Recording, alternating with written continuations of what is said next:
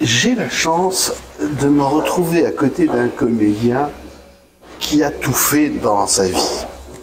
Il a tourné avec les plus grands au cinéma, il a fait beaucoup de théâtre, je sais que j'en oublie. Et là, actuellement, il est un des quatre, comment on pourrait dire, des quatre personnages qui nous décrivent Notre-Dame. Oui, ou des quatre... quand il s'agit de musique, on dit récitant. Mais alors c'est peut-être un peu récitant, un peu liseur, diseur, liseur. Liseur, vous lisez, puisque moi j'étais dans la salière, vous étiez tout proche de moi et je vous voyais lire, je voyais les pages, la numérotation, donc j'avais la chance de tout voir.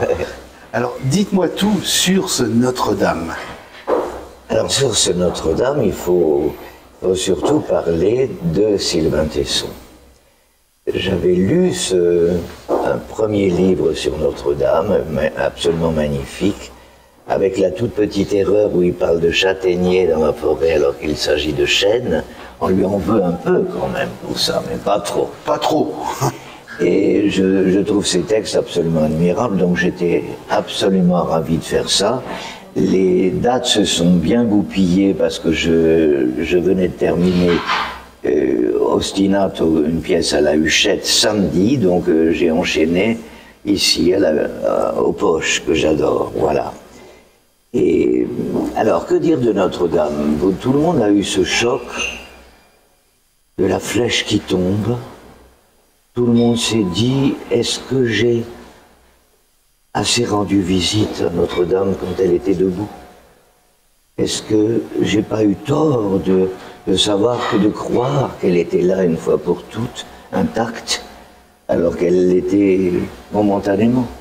C'est vrai que c'est un souvenir que tout le monde garde. C'était terrible. D'abord, j'ai senti le brûler. Je n'habite pas très loin de Notre-Dame. J'ai senti le brûler par la fenêtre. Je suis descendu. J'ai vu l'horreur. Et c'est un grand choc. Qu'on soit religieux, absolument agnostique, ça n'a aucune espèce de valeur ou d'intérêt de considérer qu'on est compartimenté dans les très chrétiens et les non-chrétiens. C'est stupide, voilà. Il s'agit d'un monument qui est essentiel à la France et essentiel peut-être au monde. Et voilà. Et la reconstruction a été quelque chose d'incroyable, c'est-à-dire qu'il y a eu l'espoir. Il y a eu l'espoir tout au long des 5 ans. On nous présentait, on nous disait, on a été chercher le bois là-bas, voilà. etc. Et on nous disait, on va y arriver. Et on y est arrivé. Et on y croyait pourtant et pas. On y croyait à moitié. On se disait, ah non, 5 ans en France, ça veut dire 10 ans. Ou plus. Oui, c'était un peu voilà. ça. Oui. Et pas du tout, ça a vraiment duré 5 ans, un tout petit peu plus de 5 ans. On leur pardonnait 6 mois. Et à tous ces merveilleux hommes qui ont travaillé là-dessus, c'est quelque chose d'hallucinant. C'est ce qu'on raconte, c'est ce que raconte Sylvain Tesson. C'est inimaginable, les travaux qui ont été faits, au point que moi j'ai hâte de découvrir, mais on va découvrir une cathédrale qu'on n'a pas connue. Propre. De l'extérieur, avec je suis passé devant hier. Oui, avec des peintures à l'intérieur de Viollet-le-Duc dont on ne connaissait même pas l'existence, je ne sais même pas où elles sont.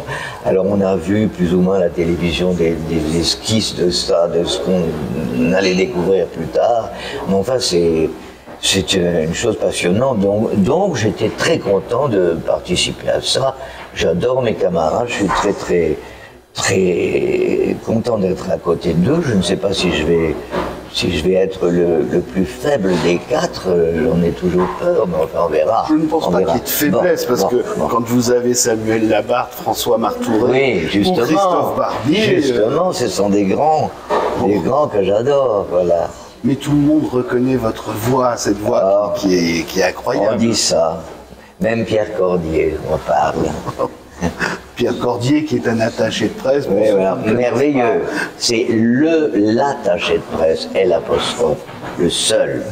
Oui, et qui travaille depuis longtemps et bien. Oui.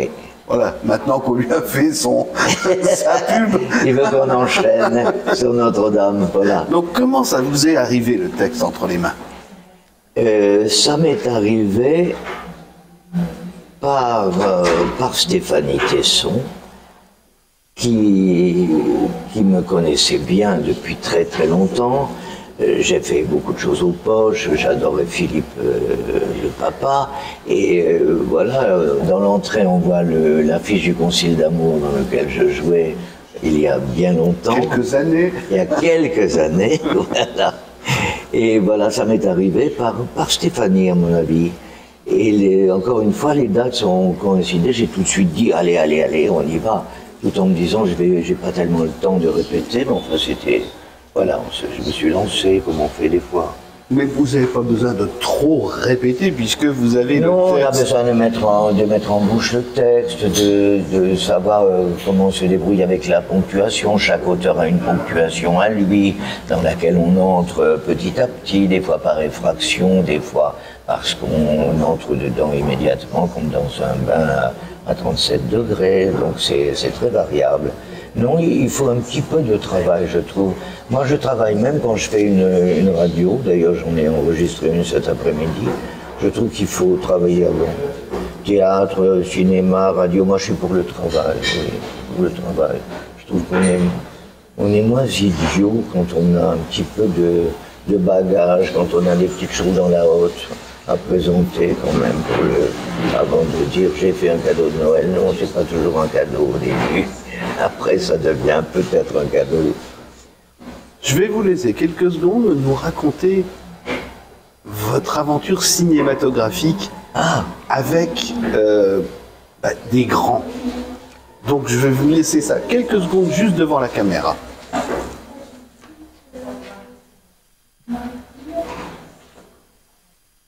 Le cinéma n'a jamais été la chose principale dans ma vie d'acteur, non pas par choix. Moi j'aurais aimé tourner plus tôt, tourner plus vite, mais c'est un peu une chose française où on est comédien de théâtre. Quand on parle de moi, vous remarquerez, Guy, qu'on dit toujours « Oh, quel merveilleux comédien de théâtre !» On dit jamais « Quel merveilleux comédien !» ou « Quel comédien qu'on aime bien !» On dit « Quel comédien de théâtre qu'on aime bien !» Donc le cinéma, c'est tout de suite un petit peu au cran au-dessous, alors que j'adore tourner. J'adore vous avez tourné avec des grands. Oui, quelques-uns. Surtout, je suis content de tourner maintenant parce que l'âge étant venu, les rôles deviennent plus intéressants. Il n'y a pas beaucoup de rôles de vieux, mais quand ils sont là, ils sont intéressants. Oui, et puis beaucoup de vieux qui étaient connus ne sont plus là. Oui, et puis on a moins le trac, voilà. Moi j'ai moins le trac qu'au théâtre. Parce qu'on reprend, parce que voilà, mais cinéma, j'aime beaucoup maintenant. Peut-être que c'est le peu de choses qui m'attend encore, un peu plus. J'ai 2 films là qui vont sortir au début de l'année, que j'ai beaucoup aimé, avec Samuel Teiss l'un et avec Vincent Cardona l'autre, et qui sont 2 jeunes cinéastes pleins de talent. Voilà, donc ça j'ai aimé beaucoup. Et on peut avoir quelques idées sur ce que ce seront ces spectacles, ces films? Alors, dans l'un des films, je joue un pauvre garçon qui a gagné une fortune au loto. Oh, ça j'aimerais jouer. C'est épouvantable. Une fortune absolue. Et qui se fait plumer, on lui pique son billet, on commence à le tuer à moitié, on tire des balles sur lui. Après, c'est épouvantable. Le pauvre garçon, c'est épouvantable. Enfin, il finit mort et voilà, il n'a pas touché son dividende. Voilà. Les films n'est pas sorti, vous nous racontez déjà la fin. Ah, mais faut pas dire la fin, voilà. Et puis l'autre film de Samuel Teiss, je joue un juré, c'est un film de procès avec Marina Foïs, avec Louise Bourgoin, enfin voilà, c'est un beau film qui sort début mars. Voilà, que j'ai beaucoup aimé faire, voilà. Et puis j'avais tourné Moi, j'ai adoré tourner avec Nicolas Bedos. Il y a des gens qui disent des horreurs sur lui. Moi, je l'ai trouvé absolument merveilleux, délicieux. Délicieux. C'était un rôle très marrant. J'ai joué le père de Pierre Arditi, qui a 3 ans de moins que moi. Oui. C'était un peu difficile, mais il y a une astuce dans le film, voilà. Il s'appelle La Belle Époque. Et est-ce que vous avez encore des rêves, des choses dont vous auriez envie de faire, que vous auriez envie de faire? J'ai eu beaucoup de rêves qui se sont réalisés. J'ai été très chanceux, je trouve. Mais de rêves, peut-être encore une fois, jouer Tchekhov. Peut-être jouer Oncle Vania. Ou peut-être jouer Shakespeare. Peut-être Prosper pour de la tempête. Choses comme ça, c'est pas mal. Je cite des choses brillantes. Au théâtre, là. Oui, bah, c'est au théâtre, mais oui. Au cinéma, j'attends qu'on décide pour moi. Voilà, j'ai pas le ballon dans mon camp. Voilà. Je suis pas une star de cinéma et je ne ressemble pas à Gary Cooper. Alors, c'est difficile. Des partenaires dont vous... Ah, les partenaires, bah, c'est toujours le cœur de ma vie. Ah. Ça, c'est le cœur de ma vie. Quand les partenaires me plaisent, c'est eux qui ont du talent et c'est eux qui m'en donnent. C'est tout simple comme problème. C'est jamais difficile. On peut en citer quelques-uns? Ben, le dernier qui s'appelle Ludovic Baud, avec qui je jouais Ostinato jusqu'à samedi dernier, est merveilleux. Et puis j'ai adoré Polkovitch, et puis j'ai adoré dans le temps Michel Aumont, et puis j'ai adoré Cazares avec qui j'ai joué 5 pièces, j'ai adoré Suzanne Flon, j'ai adoré des gens célèbres ou des gens moins célèbres. Et dernièrement, grâce à Pierre, j'ai joué avec Macha Mery là, au Festival des correspondances à Grignan. Nous avons joué le Voltaire et la grande impératrice de Russie, qui se sont écrits 200 lettres. Enfin, alors ça, c'était un grand moment, je le dois à M. Cordier, qui est ici présent. Et voilà, les partenaires, j'adore. Si ça se passe mal, il vaut mieux s'en aller. Un grand rêve maintenant à réaliser qui n'a pas encore été réalisé? Non, continue encore un tout petit peu. Pourquoi un tout petit peu? Ben parce que l'âge venant, il faut garder la voix, garder les jambes, et puis être présentable sur scène. Bon, la voix, vous l'avez. Les jambes, j'ai pas été voir. Se fatigue un petit peu par moment. Enfin bon. Non, mais c'est ça le rêve, c'est qu'on continue un tout petit peu. C'est déjà miraculeux d'avoir joué tant de choses. Mais c'est formidable, j'aime encore ce métier.